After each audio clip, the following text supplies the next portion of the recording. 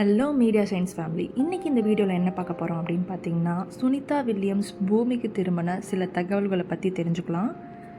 உலகமே இவரோட வருகைக்காக காத்திருந்த நிலையில் சுனிதா வில்லியம்ஸ் சேஃப்டியாக பூமிக்கு வந்துட்டாங்க.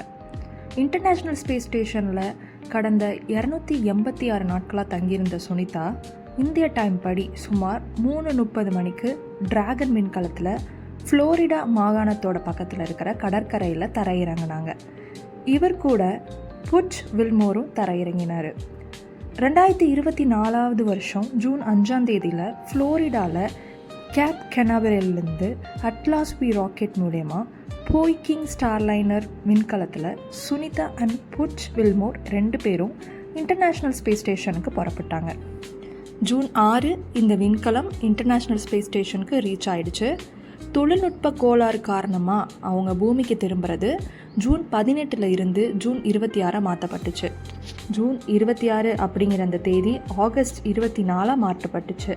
இவங்க பூமிக்கு திரும்புறது 2025 ஆண்டு பிப்ரவரி 11 அப்படிங்கிறது உறுதி செய்யப்பட்டுச்சு.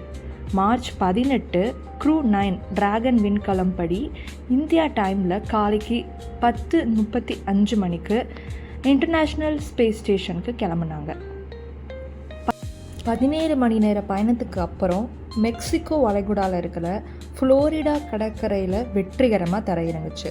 இவரோட பயணம் 286 நாட்களுக்கு அப்புறம் இந்திய டைம் படி 3:30 மணிக்கு டிராகன் விண்கலம் மூலமா பூமிக்கு வந்தாச்சு.